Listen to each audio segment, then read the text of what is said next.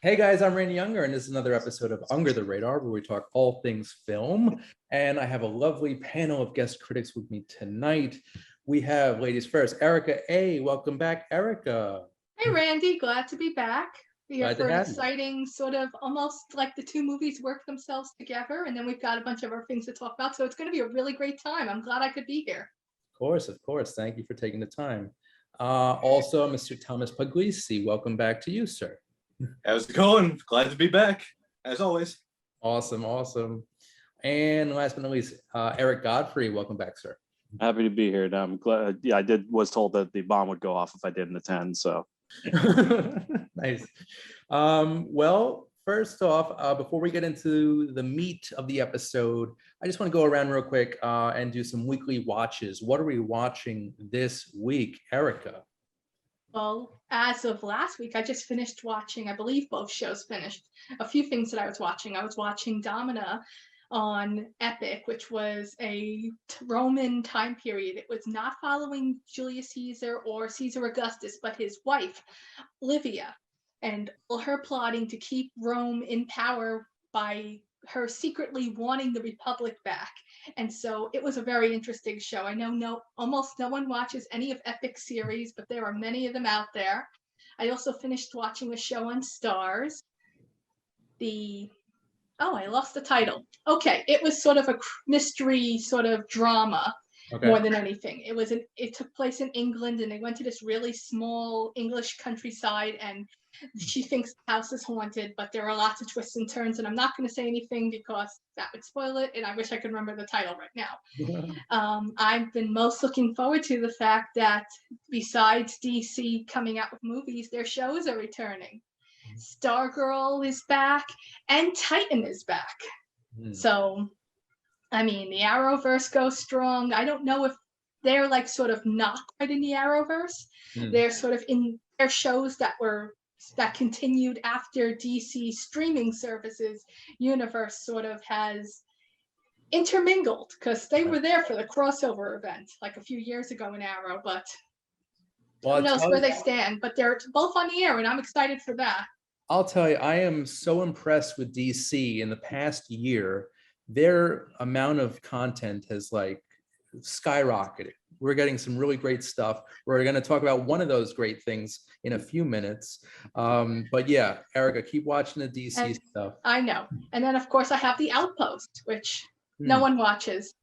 And then I have a few witch shows. Discovery of Witches returned to TV finally because they decided to stream it for a year ago. All right. But I'm not much of a streamer, so I've been waiting for it. I've been enjoying that. It almost now has an Outlander feel, which I'm a huge fan of. Oh, I know.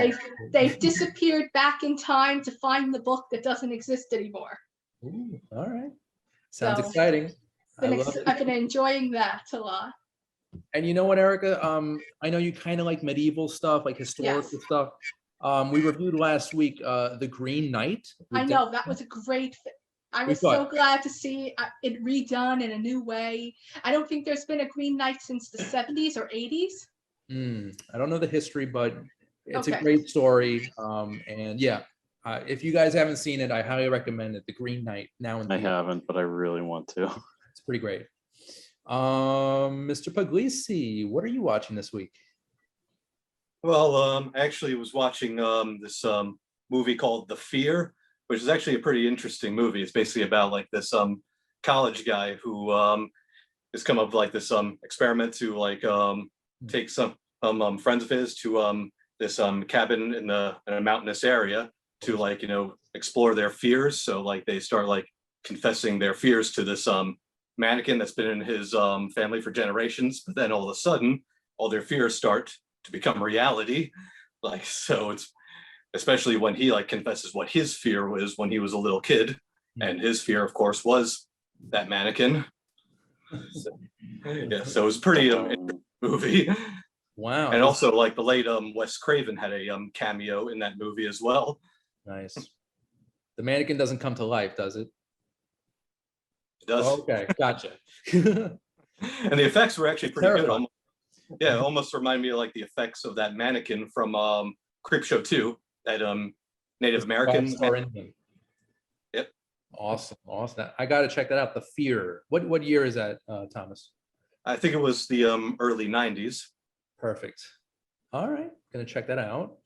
And Mr. Godfrey, what are you watching these days? Well, as a proud member of the cult of Ted Lasso, the most important TV show of our lifetime is back in season 2. So Ted Lasso every Fridays. I will never get enough of it. Man, Rachel has been talking about that show for months, and I still haven't seen it. I have to check out the pilot. Not a huge Sudeikis fan. David, is it Jason Sudeikis? Mm-hmm. He's okay. I liked We're the Millers. I thought that was really funny. But I'm gonna check out Ted Lasso soon because I know you guys love it. Oh yeah, this might change your mind on him, and then okay. Like this is that first season, like season 2 has been fantastic so far. But we're only 3 episodes in, but the first season is one of the like. I don't. Everyone says it, but it is one of the best single seasons of a TV show that I can think of off the top of my head. Like it is the full package, and so yeah, watch it. Watch that first season. I'm gonna check it out very soon. And then the other one is I'm now really addicted to The White Lotus on HBO Max. That is a great show. Oh, I forgot to mention that. Yeah. Okay. So I'm caught up on that. Absolutely loving it. Mike White, who did School of Rock. Fantastic show about a bunch of people who go on a vacation in a paradise in Hawaii, and just it is a show about people unraveling on vacation. Wow. White Lotus. Yep, The White Lotus. Okay. Which is the name HBO. of the hotel. Yeah, HBO Max. The It's an White HBO original. I'm gonna check it But out. yeah, it is fantastic. I'm gonna check those 2 shows out after I'm done with Glow on Netflix, which I was speaking to you guys about this before we started recording. I can't say enough about this. It's such a great show. The acting, the writing, the way that the plot unfolds. It's just you get invested in the characters. You want to see what's going to happen. For those who don't know, it takes place in the 80s, and it basically follows a group of women who audition and get parts in a women's wrestling show directed by Mark Maron, who is hilarious in this. It's got Alison Brie. She's basically the main character. Betty Gilpin, and just a great cast of great female actresses. And it's just, you want to see what's going to happen next. I after every episode, I want to just move on to the next. And I don't think I've seen a show like this since the Kaminsky Method a few months ago. That has really grabbed me, also on Netflix. So, kudos to this streaming platform. Netflix is really knocking it out of the park, and that's Glow. I really recommend that one. All right, guys. So let's get into our first review of the evening, and this is the main event. Really, it's the first main event. It's huge. It's The Suicide Squad, the sequel to the 2016 DC movie, Just Suicide Squad. It's a huge improvement over the first, and it basically follows a group of villains, inmates, prisoners who are banded together by Amanda Waller to go and combat a new threat.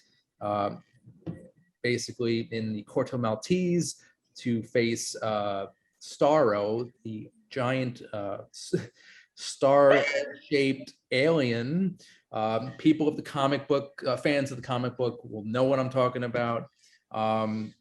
It's basically the first movie, just better. The jokes are flying almost as fast as the bullets. It's extremely violent. I don't know. I don't think the first one was rated R. Correct me. No, it wasn't. This one is, and it makes a lot of sense because the body count has got to be easily close to 100, if not more. Particularly a scene with Harley Quinn, played by Margot Robbie, her third time playing the character. And it's got a great cast. We've got Idris Elba, who plays Bloodsport, John Cena as the Peacemaker, Joel Kinnaman returns as Colonel Flagg, Sylvester Stallone is the voice of King Shark, Viola Davis is back again as Waller. We also have Jay Courtney or is it Jai? Jay? Jai, I think it's Jai. Jai Courtney. Thank you. And Peter Capaldi. And that's just a fraction of the cast members. It's written and directed by James Gunn. And just like the Guardians of the Galaxy films, this one has so much fun with its source material. It's dedicated to that. And it's just a fun ride. It's kind of mindless entertainment at times, but it's adventurous, it's action packed, it's gory, it's funny, and the acting is pretty decent. So yeah, let's start it off. Eric, I know you're a huge comic book guy. What were your thoughts on the Suicide Squad? Oh, I mean, I loved it. I got to see a press screening of the original Suicide Squad, and I remember just how disappointing it was. And you could tell Ayer wanted an R-rated movie out of that one, and maybe it would have been better. We can not here to talk about that, but it's night and day, because you could tell that they wanted the original one to be Guardians of the Galaxy. And so then they were just like, well, now we're going to get James Gunn to make a violent Guardians of the Galaxy. And in the same vein, it does share a lot of DNA there. And the fact that I think what I'm appreciating about what James Gunn is doing in these films, is that he loves these kind of broken people, and he never forgets that there's always a heart beating underneath them. And the way that shows for everything, even a demigod who is a shark still. And I think that's why it works so much, is that even though the jokes are great, it is violent and everything, but that each of these characters, you understand them. They have a reason for why they got caught on the wrong side, and now here they are being forced to do some more dirty deeds. But I mean, I just can't rave enough about it. I loved every character. Idris was hilarious. John Cena, I never thought he'd be this funny as wearing a toilet bowl on his head. And Gunn actually wanted Cena after seeing Trainwreck. He thought he was so funny in that, so he just was waiting for a project to just come along, and lo and behold, here we go. The rivalry between him and Bloodsport leads to some of the funniest lines in the movie. So the way John Cena and Idris Elba have the best weird buddy hate relationship I never saw that one coming, and I can't get enough of it. See, they can make a movie just those two characters, kind of like Hobbs and Shaw with the Fast and Furious franchise. I would pay to go see that movie. Yeah. But fantastic. And you know what? I'm pretty sure I'm in the minority here. I kind of like the first Suicide Squad. Me too. It was decent. It was well. I didn't like it to the end. I felt it falls apart just past the halfway point. I wish they'd given us I didn't mind either, to be honest. Yeah, right. The one joke I appreciated that I felt was kind of a little bit of a dig at the first Suicide Squad is when Waller introduces Bloodsport to Peacemaker. He's like, he can shoot anything. He's like, wait, that's what I can do. You're getting two people who can shoot straight. And I was like, that's how I felt about the original Suicide Squad, is people who shoot straight. I need more than that. Perfect. Oh, and guys, I forgot to mention this at the top of the show. No spoilers, please, because this is still, the movie just came out last week, so it's still pretty fresh. People are still coming in to go see it. People are seeing it on HBO Max and going to theaters. So please, let's just keep the spoilers to a minimum, or just not at all. Okay, Thomas. So I know you're a huge fan of the franchise. What were your thoughts on this film? Oh, I absolutely loved it myself. I mean, it was a big improvement from the first Suicide Squad, which I just said I didn't mind it overall, though. But it's clearly that the first movie was not David Ayer's original vision, and I do hope to one day see David Ayer's original cut. Fingers crossed on that. It is somewhere. He keeps going. All the websites say that he keeps telling us he has his cut. He made it during the pandemic or right before, and he's like, "We're going to get the Suicide my cut," and it's like, okay, when? So wait, so two versions of the same film? Is that what you're saying to me? Like Justice League. It's very similar. It's with much less drama as Snyder had for his, and Ayer does have a more R-rated cut that's out there, and so we saw Snyder's, so who knows? Maybe we will see Ayer's Suicide Squad. And so that original Justice League was 2017. So hopefully it won't be another 4 years until we see that cut. Well, I have a hard time believing he would need to do the massive effects and reshoots that Snyder had to do to get. That's actually something I've heard, that David Ayer said, that his original cut didn't involve like as much visual effects as Zack Snyder's Justice League, because Zack Snyder's Justice League was filmed on tons of green screen sets. I mean, right. David Ayer was trying to like mostly use practical effects, which is actually why he had Killer Croc in his movie and not King Shark. And speaking of practical versus visual effects, I read that these were some of the largest sets the Suicide Squad has for any, I think, Warner Brothers film. Yeah, there's a great line from Peter Capaldi when he was talking about it, where there's it's in the trailers, the scene where they're all walking through the rain, and he was talking about when he was on Doctor Who, and they would have to do a scene with rain. They'd have basically a guy out with a hose, kind of trying to make it rain. And he said he stepped out, and they actually had like this huge rig just dumping water all over them. And he's like, good. He's like never seen anything like it. So I think that goes to what you said about the size of the sets. Yeah, there's some really, like, there's a jungle set that's enormous. I think the Corto Maltese sequences are pretty extensive in terms of size. Yeah, and the costume design is pretty strong too, I must say. We get to see a lot of great obscure DC superheroes, anti-heroes. So it's pretty cool to see that. And I read that they wanted even more characters involved in the movie. I think Livewire was one of them. Batmite was discussed. So yeah, they really. I hope that this movie, inspires more movies. It brings more movies, more DC, because there's so much great comic book material. It's what, 70, 80 years of DC stuff? More. Yeah. Well, yeah, with Suicide Squad especially. Yeah, I mean, we had Polka Dot Man. If you get Polka Dot Man, anything's possible. Yeah, they could keep going, and with a movie this fun, it's definitely going to get people in the seats. So I'm really happy about that. So what do you guys know why Will Smith wasn't in this one? I think he just wasn't available. Yeah, scheduling conflicts, because I think, and plus I know a lot of this was DC's course corrections.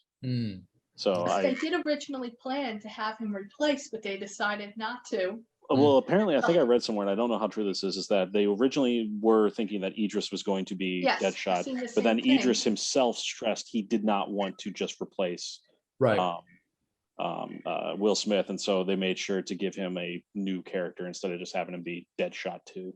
I think that they did that because they wanted to respect the character of Deadshot and see if Will Smith can possibly return in future films. Yeah, I mean, as much as I didn't like the first Suicide Squad, he was great in it, so I would be okay with him being back for more. Yeah, I just wish that movie had this movie's color and vibrant attitude, and this is just a fun movie, and the first movie was not. It's so sad, but the acting was strong in the first one, so there are lots of plus and minuses, with both films. And I'm definitely going to check out all of James Gunn's work. I really want to, go back, even his non-superhero stuff. I want to really explore the man's filmography because he's really good. Well, this feels like you're getting the best of both worlds in the sense that it's back to his R-rated sensibilities that he kind of had with, like, say, Super or Slither.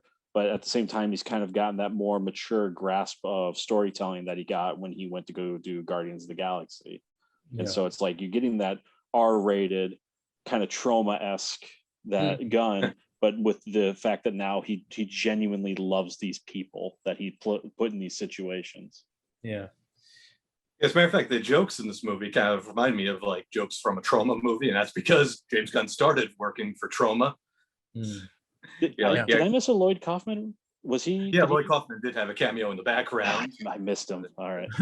Yeah, like What scene was he, without giving too much away, Thomas? Oh, it was the scene where they were like just all like having drinks and dancing in the bar. Like Lloyd Kaufman was in the background dancing in that scene. Oh, that's funny. Movie has actually quite a few random cameos that you have to look out for. Yeah. Also in Yeah. prison scene. This is a trauma film with a big budget. It's such a huge budget on this, and it's just that sense of fun is really, I love that it's basically all throughout the film.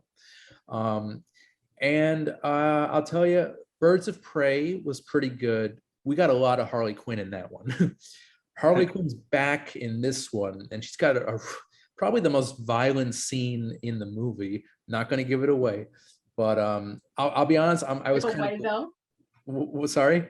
It's not a giveaway just to say that she goes and gets to have a full-on long-range fight scene. I'm just, I'm not the biggest fan of Harley Quinn, of the character, but I thought that she was used pretty well here, at just the right amount, because we did get a lot of her in Birds of Prey. But yeah, overall, I love the characters. It really makes me feel nostalgic because I used to read a lot of Superman and Justice League comics growing up. I still do from time to time. Erica, I'm just curious, how do you like this film? Because I know you're big on the animated stuff. How do you like this compared to the cartoon, the animated DC universe? I felt that the Justice League series really did credit to Task Force X and the Suicide Squad and Waller. She had such an amazing build-up as we got into the Unlimited. I felt that this did much better than also the series, because many of the series have touched on the live action stuff on her in it, and I didn't think that they did it justice. Overall, though, the movie, I felt the movie sometimes actually screamed just Guardians of the Galaxy a little too much. Gotcha. And going back to Amanda Waller. Yeah. Okay, no, go back to her. Yeah, I'm sorry. Amanda Waller, she's probably one of the most despicable DC villains ever. But that was what made her so great, especially the first Suicide Squad. When it fell apart, I enjoyed her in the first one. No, that she's wonderful. Fell apart way too quickly. Yeah. And Viola Davis, she's phenomenal. I still think it's been a huge, like, the problem with Waller, she needs to get in on Justice League, because the whole point of her is she's supposed to be the last line of defense between the Justice League and normal people. Like, that's where she is, and that's the Suicide Squad's a tool of that. Yeah. So that one was to first form the team. Yeah. She wouldn't come into effect until after, but that's the whole post-credit scene of Suicide Squad. That's the whole point, that she's there being that single line. Bruce Wayne is pushing it, that you need to shut it all down. I'm doing this my way now. Right, but I mean, it's just like, you need to get that understanding that this is a woman that, if she wanted to, could take down Superman. Yeah, right. Like that, like that's what Waller is. So that would be probably a next project that I would. Yeah, and granted, in this Suicide Squad, you see that Waller, and because like you see that this is the person who is always 5 steps ahead, and I appreciated that. I felt that while she didn't have as much to do in this one because she wasn't as big and as was in the first one, that you still got that sense of this is the master. The puppeteer, basically. Right. Yes, more than just the puppeteer. This is a person who will do anything, and everyone knows that she is not bluffing, and she proves it all throughout. Which is why I'm so happy that Waller got to be Waller. It's not a spoiler, but it's something I really enjoyed when I saw it, and I was like, oh my God, because she is just like that. Now you guys are more of the comic book experts than I am, but is there going to be like a Legion of Doom movie or series or anything? Who knows? I have no idea. That would be good. It seemed like they were like leading towards one, like at the end of Joss Whedon's Justice League with Deathstroke and Luther. I'm happy. Yeah. Well, and I mean, the problem is, it's like DC's kind of up in the air right now for what they're doing, like, because with all the course corrections, and I think I think they're just trying to get some more. Get more movies like this out before they start going forward with more out there. So, but you can't get movies like this unless you have a clear story with an actual villain you're fighting. Yep. Yeah. And so the Legion of Doom, if we ever got to that point, would be that kind of force that would be trying to stop us. Even if it was not the full Legion of Doom, it was just like Justice League Doom, which is an animated movie where they only get a few of them, and they have these 1-by-1 battles where everyone is in the background. Right. until we get to that point. Not where it's like 20 of them, where you have 20 heroes and 20 villains and everyone talks for like 2 seconds. I'm not saying that kind of Legion of Doom. And you know, it's kind of weird. Like it's a very confusing time for comic book movies right now, because it seems like with this movie, it's evidence that they want to lean more towards the R rating. But I always thought, you know, comic book movies were for kids.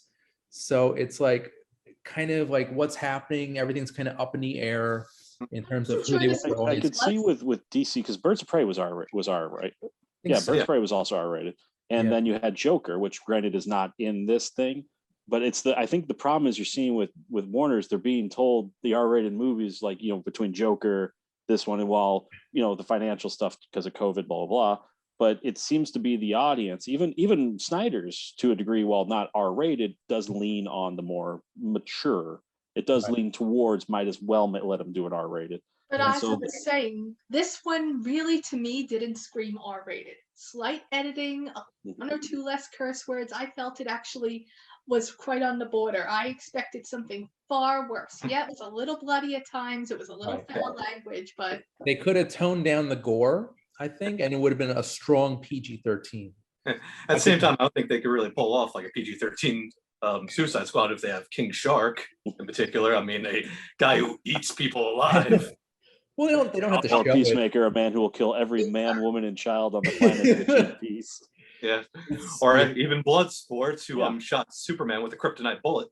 Yep, it's But crazy. You want to talk about costume designs? I can't get enough of Bloodsport's basically the armory suit, that because you know they basically his powers in the comics is he can just pull weapons out of like a interdimensional whatever, and so the fact that they just did it where his suit is just all these different little components, it just made him so cool all the time. It had almost an Iron Man type. Yeah, he was always pulling off all these little things and turning them into, and it just really made him different from Deadshot, but 2 just made him look super cool all the time. And you know, all of these characters, all these anti-heroes, bless you, Eric. They have all these great tools and weapons and abilities. Each character can have their own standalone film, I think. Yeah, we haven't even touched on how great Ratcatcher was. Yep. Or how interesting the casting was between them. By the way, the actress who played Ratcatcher 2 was selected over 2 out of 200 actresses who I think auditioned or were considered. So she lucked out, and she was great.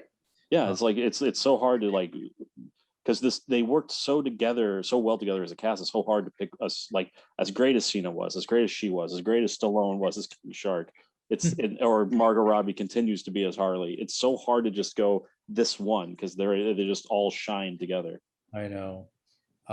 Even some of the characters in the beginning of the film it was quite an ensemble of random villains that they had until we got to the group that we focused on.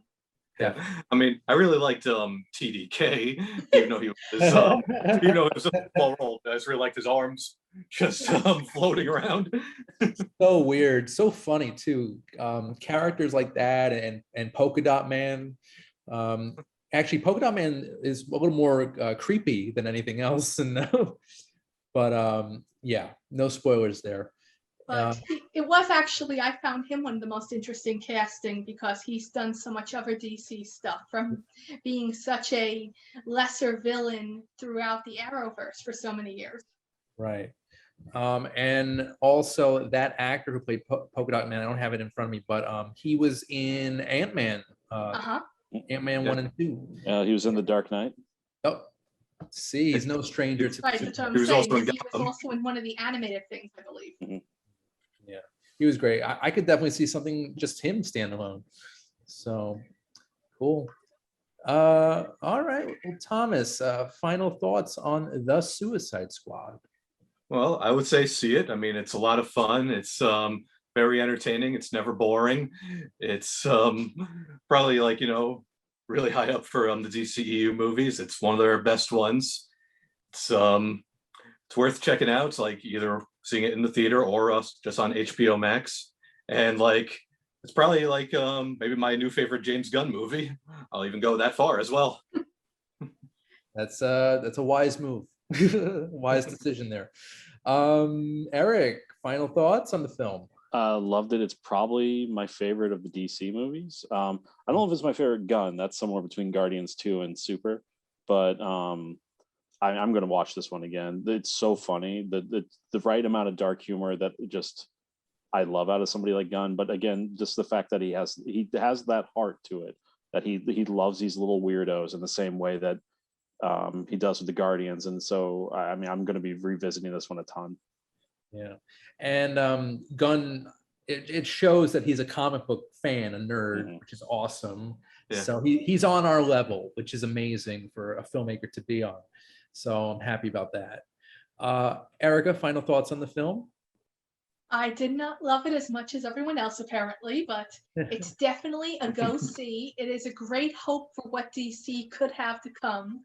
It is a great movie to watch, not for the whole family, though. You should keep your small children out, but I definitely think anyone 14, 15, 16, so on could handle the movie and could watch it as long as with their older sibling or a cousin or parents can all watch it as a family. I felt it was an amazing ensemble cast. No one is really the star of the movie. Everyone brings so much to it. There are so many random characters. There's so much humor to it. Some parts were way too gross at times, but that's just me personally. Made my skin crawl, made me sick. Starro was far more gross than any other interpretation from the Arrowverse animated to anything that I've seen. That really just made me want to duck for cover. But apart from that, it outshines every negative that it has. I was going to say, if you have a phobia of rats, I would avoid this one. Yes, phobia, any kind of rodent phobia too. Why'd it have to be rats? Yeah. If this is the state of DC movies in the next decade or even beyond that, I think we're in good hands. Honestly, going back to the PG-13 thing, I was kind of hoping this would be more leaning towards that, more kid-friendly, because I do think superhero movies should be made first and foremost for kids. But I am glad that it was also made. This one was made for adults as well. So it's a tricky situation, but this is just it's a beautiful film, visually stunning, hilarious, action-packed, and it's just an adventure you want to go on. So I say see it for sure. So The Suicide Squad is now out in theaters. You could also check it out on HBO Max. It's streaming on that platform now for a limited time only, though. I think we only have a couple weeks left. It's only on there for a month. So see it there while you can. Actually, I think I might go see this on the big screen, because this is that type of, yep, Eric is nodding. So good. So yeah, we'll see about that. But yeah, that's The Suicide Squad. Awesome, awesome movie. All right, guys. So we're just going to take a short commercial break, but we'll be back right after this. Under the Radar is brought to you by Magnitude Jewelry. Add a 2 to match your attitude. Patent pending, interchange genuine gemstone and crystal EMF protection jewelry. For more information, please visit magnitudejewelry.com/gemgirl or call 718-268-6634.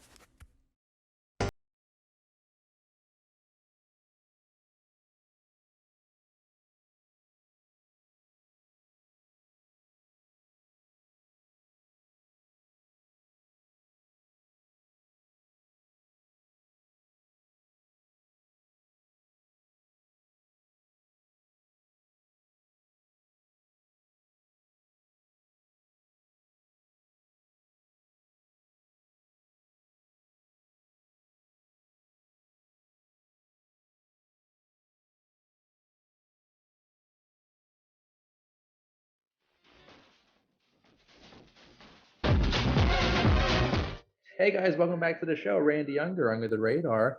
And we got through The Suicide Squad, guys. That was amazing. Just talking and thinking about it right now, I want to go watch it again. So let's just move on for now. Second film I want to discuss, very different. It's called Val. And this is a documentary basically from archival footage, all from Val Kilmer's life, the actor who's known for many roles, most notably, Jim Morrison, Batman. He was in Tombstone. He was in Top Gun, Top Secret, Heat, Kiss Kiss Bang Bang. He's done so much great work, and it's heartbreaking now that he's been diagnosed with throat cancer, and he basically does not have full use of his voice. So he decided to create this documentary, which uses footage from his life that he's been, basically putting together ever since he's had hands on a camera. And since he can't speak, he's asked his son, Jack Kilmer, to basically narrate the film as his voice. So, yeah, I've never been the biggest Val Kilmer fan. I've obviously seen his movies. I thought he was an okay Batman. That's pretty much it. This movie really shines a light on the man and the artist, and I thought it was fantastic. It's distributed by A24 Films, who are known for their independent film output. They're great, and this documentary is no different. This is Val, and I say that this is one of the best films of the year so far. So, Erica, what were your thoughts on Val? Interesting at times. I'm not a big documentary person, and unfortunately, his current health condition sort of made me feel squeamish at times when we got to the scenes that were him and in present day, showing us what he's still able to do and what he is missing out on in life and where he is living and so on, which were interesting. Then he'd speak, or he wouldn't have his bandana on, and that would sort of leave me uncomfortable and nervous and squeamish and listening to it. But it did have subtitles, so if you are like me and at those moments upset you, you can turn off the sound and not hear it. But it was pretty impressive. All the original footage, how it was edited, how it actually looks like it's been remastered. As someone who can edit, I'm saying that you don't see quite the same graininess, but you can tell the different age of everything based on when it was shot and how it's the stuff from his childhood, because he talks about growing up as a kid and his family and his brothers making films, all the way through his personal life. And I actually found one of the most amazing parts was his short time on the Broadway stage and who was actually in the play with him. As he told this story about this play he thought he was going to star in, but ended up not. Yeah. For me, that was a favorite part. Right. Of course. Yeah, of course. That was, I think, one of his final projects before he lost. Oh, no, she's talking about No, I'm talking about the first one. Sean Penn and Yeah. Oh, I don't know what sorry, the play's sorry. name was. Kevin Bacon. Okay. Thank you. Okay. But they are on screen and you're like, oh my God, that's Kevin Bacon. That's Sean Penn. And then they show us their names and I'm like, it really is them. He knew them back then. That had to have been, he did any movie. I think that was early 80s. I'm not sure Right, but it's just, that's a favorite part of mine. Okay. The fact that they're there and he has footage of them that young, that he has on his own personal camera. Yeah. Of him between shows. They were all up and coming young actors, heartthrobs, and look at them now. So pretty impressive. Thomas, what did you think of Val? I thought it was a pretty good documentary. I mean, like, I really did like seeing like the inside of Val Kilmer's life from like his childhood when him and his brothers used to just make movies on a old VHS camera, seeing like his struggles from when he was a kid trying to get into acting, as well as also some like personal tragedies as well, which I'm not going to say because I don't want to say too many spoilers. But I mean, I've always like enjoyed Val Kilmer as an actor in general, and I've actually met him back when I was 17. Oh, cool. Yeah. Yep. And like of course I also did find it sad, like for the parts where he was diagnosed with throat cancer and he had to talk with the external voice box in his throat. But I've also really did like hearing some like, behind the scenes stuff from his well-known movies like Top Gun and Batman Forever and Heat, and even the infamous Dr. Moreau movie as well, which I've never seen, but I've heard by many people that's considered one of the worst movies of all time. Yeah, and there was some tension on that set, which Mhm. was very Yep. interesting. Well, there's a documentary, if I remember right, about the disastrous behind the scenes of Island Oh of yeah, Dr. Moreau. yes. And it was also pretty interesting because he did mention that he got to work with Marlon Brando, who he idolized ever since he was a kid. Mhm. But like, unfortunately, it didn't go too well for the movie that they were both in. Right. And I'm it goes curious. back, Sorry, Erica. I was going to say, it goes back to what we were only just talking about in the last movie, how Yeah. a director and switching out a director can change something so much Mhm. in a project. Yeah, definitely changes the direction that the thing is headed. And we don't know what the movie would have looked like if they had actually kept the original director. Yeah. Maybe there's an alternate cut out there of Dr. Moreau. Um, No, Thomas, I just want to go back a little bit. Where did you meet Val Kilmer?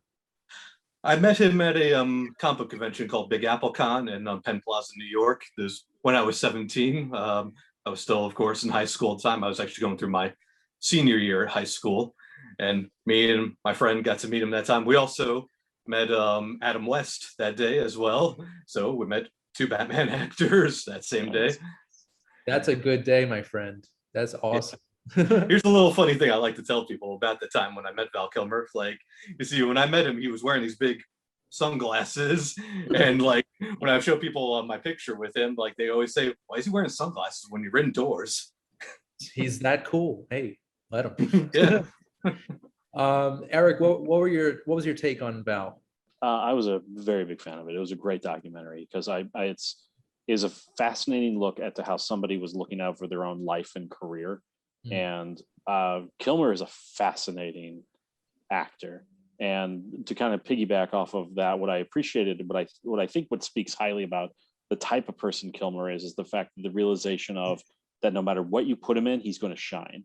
Yeah. And so that even if he's in the back and only got 2 lines, he's going to make those 2 lines count.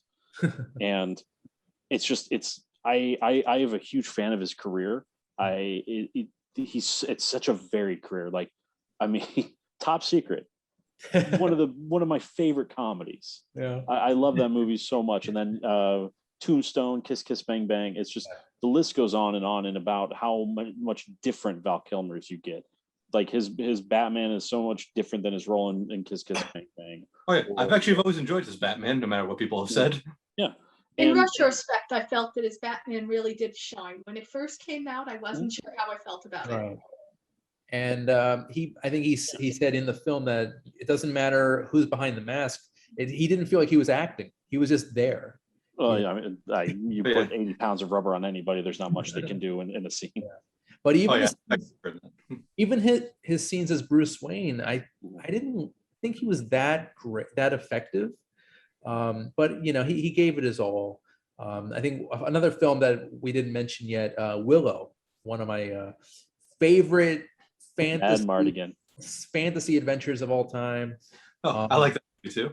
So great, such a fun movie, and I think Lucasfilm is doing a series, if I'm not mistaken. Yeah, because Ron Howard directed, and I think Ron Howard's also involved in the TV show. But yeah, they are doing a Willow series for Disney Plus. Do we know if it's live action or as far as I'm aware? Because I know Warwick Davis is back as Willow. So okay, see that's a universe I would love to get back into. That people need to see that. We need the movie that came out 33 years ago, so we definitely need to ramp it up a bit. Go back to that world. All right, so Val, I loved it. It made me more aware of what an artist Val Kilmer is, and it makes me want to watch Tombstone right now. So this is going to be Doc a busy Holliday night. is his best role. Which one? Doc Holliday Tombstone is the best Kilmer performance. That's where I'm staking in it. It's pretty good. And I think what was this? He had bags of ice under him. Yeah. Which, if you know that scene, he looks like he is realistically on death's door during that scene. But that was funny how he told the whole story, that was how he determined how to make himself create the illusion of death. Brilliant method right there. All right, guys. So Val currently streaming on Amazon Prime Video. So check it out if you have Prime. It's awesome. And now, guys, I just want to talk about this other film that you guys haven't seen, but I just wanted to, just mention real quick. It's called Not Going Quietly, and it's actually another documentary. It's also pretty heartbreaking. It follows Addie Barkin, who was diagnosed with ALS at age 32, and basically becomes, or has been, a lawyer and activist fighting for health care reform, because he feels that people with conditions like ALS are, not properly addressed. And basically, Barkin, he's a hero. He's a real life hero, and he protests. He knocks on politicians' doors.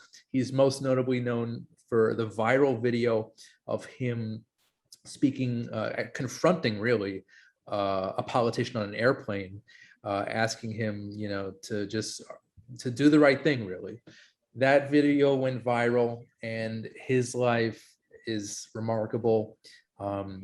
He's really a beacon of hope. So Addie Barkin, he's great. This film is great. It's called Not Going Quietly, and it's just very touching, and it's very important, his story. So check that out. It's actually out now in select theaters, and will be expanding to other markets in the future. So check that out. And yeah, Not Going Quietly. All right, guys. So now it's time for coming attractions. What's coming out this week? And we've got quite a list. First one is a Hugh Jackman sci-fi film called Reminiscence, which personally, I'm not a huge Hugh Jackman fan. I don't know about you guys. Yes, Eric? I got hopes for this one. The trailer looked good. So I'm Okay. actually more excited because it's from the people who made Westworld, and I'm more interested in where they're going with this next. Gotcha. All right. So we got some fans here. Okay. All right. Next up, Paw Patrol, the movie, animated film, which I am probably going to skip. Got a great voice cast. We've got Kim Kardashian, Randall Park, Dax Shepard, Tyler Perry, Jimmy Kimmel, Ian Armitage stars. So check out Paw Patrol, the movie.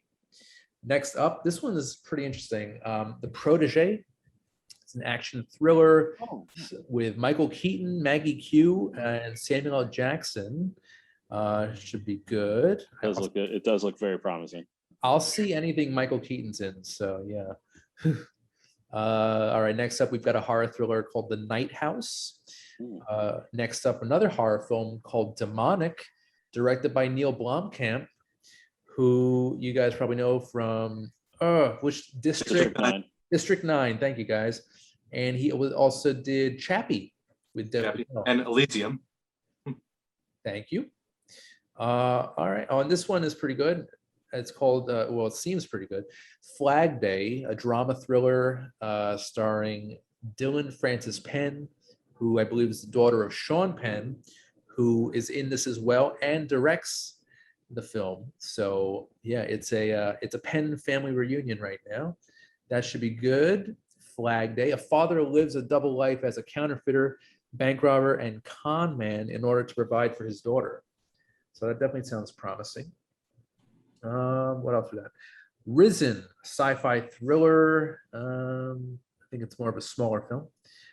We've got an action comedy drama called Habit, a comedy drama romance called Rare Beasts, and that about rounds it up. That's about the full list of coming attractions. Back to schedule. Yeah, really busy week. So check those out. Flag Day has my interest, and I would probably check out Reminiscence. See, because I think it might have a good visual style, and I'm all about that. Same with Demonic, the Neil Blomkamp film. So, The Night House, I'm interested in with Rebecca Hall. yeah, so that real quick, a widow begins to uncover her recently deceased husband's disturbing secrets. Okay. The trailers look That sounds- really creepy. Yeah, Erica, I know you're not a horror person, but yeah, Thomas, Eric, and myself will enjoy it. Just kidding. I know, I was just saying that it sounds like every other movie Yeah, to describe but it, but yeah.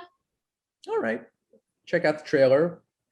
Um, okay, guys. Well, that about does it for the coming attractions.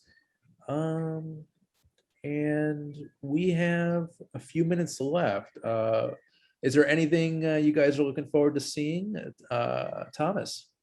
Yeah, I'm looking forward to seeing Don't Breathe 2 Okay. and also the new Candyman. Yes, I know you're a big fan of the original.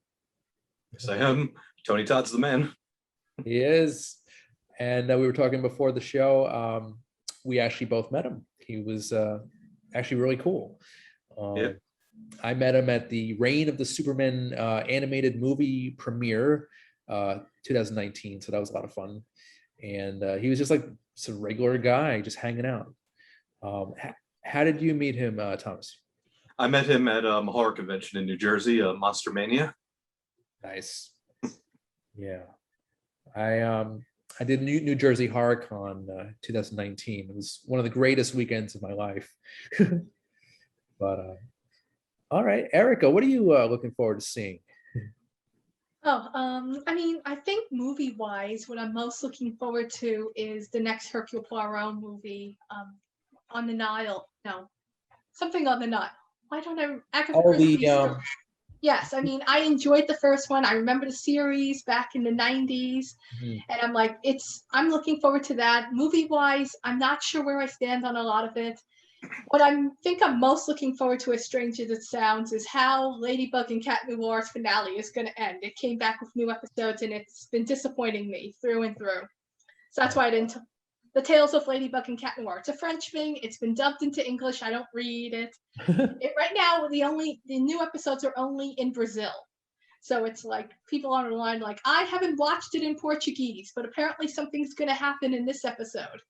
Okay. Wait, So going back to the was it Murder on the Orient Express? that's the first one, correct?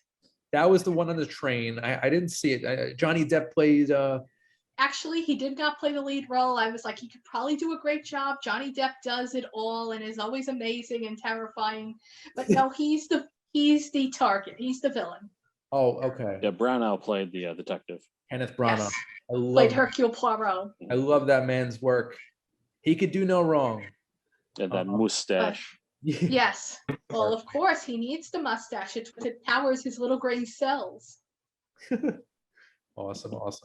Yeah, that's what I think I'm most looking forward to, of things to come. Okay. Sounds good. Eric, what are you looking forward to seeing? Season 2 of Ted Lasso. That's kind of where every Friday it's just like Ted Lasso time.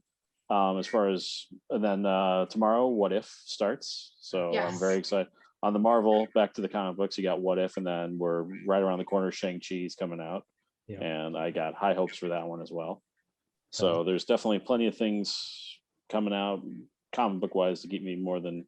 You're not a fan of Titan? Which one? Titan. I need to see. The problem is I need to watch them. I didn't have the DC thing. Now that I have HBO Max, I need to catch up on. It is Doom on Patrol, there, and it's also been airing on Titan. TNT. Yeah, so it's it's catch up on TV. Yeah, I definitely need to catch up on it. I really want to watch it. I just need to. I watched it, went through, and I didn't realize until it went to TV, and I actually looked at it. I can't believe who the cast members are. They look so believable that I never really thought about who they are, who's playing Robin, and who's playing Beast Boy, and so on and so forth. Yeah, I will watch it. I just need to get around to it. Now, is Titans, is that a continuation of the movies at all? No, or? it's part of its own universe with Doom Patrol and maybe one of the others. And it's never been clear if Stargirl is in that universe or not, because she's not in the Arrowverse, but on TV she plays on the CW, opposed to most of the other shows which go to either Sci-Fi or TNT. Now, why can't DC do what Marvel does and just connect the shows to the movies? Because they're not owned by them. They're still pretty independent. And the shows and Marvel has screwed over their shows and said they don't count in the movies. Only Agents of S.H.I.E.L.D. That's the only one that's been. Agent Carter. Which one? Agent Carter. Oh, well, I mean, technically Carter is going to be Captain America tomorrow. Or Captain Britain or Captain Carter, whichever one she's going with. Oh, man. Well, as for me, I'm just going to continue watching Glow.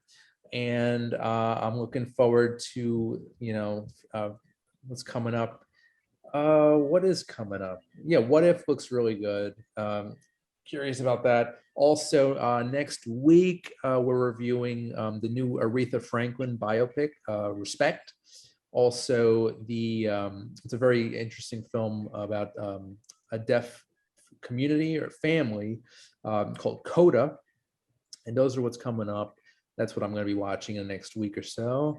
When I'm not watching Glow or any of Eric's recommendations. But so guys, we have just a little bit of time left. I just want to go around and do some plugs. What's going on in your lives, guys? Thomas, what do you have? Well, I guess I can always plug in the gutter garbs as always. The so we got like a new line of like some Halloween shirts just in time for the Halloween season coming up. Another thing I would also like to plug is this Texas Chainsaw Massacre fan film called The Sawyer Massacre, which actually I have some involvement in. I'm a location scout on it. There's a Indiegogo campaign for that, so you can always like donate to that. It's a prequel to the original Texas Chainsaw Massacre. Scout manager? That's awesome. Yep. So they actually they filmed around where you are? Well, like film like maybe like an hour or so away from me, away from where I live. So I got to like the director who actually lives out in Canada. He actually sent me an address to a house which we could probably use for Leatherface's house. So I did go to that property, took some pictures for him. Cool, awesome. All right, good to know. Put that on. Do you have an IMDb page? No. I think it's time to get one. If you can start one, that would be great. I love it. I love it. Eric, what's going on? Not much. Just getting ready, watching movies, TV, and nothing major going on within that regard. All right, sounds good. Sounds good. And last but not least, Erica A. Plugs for you.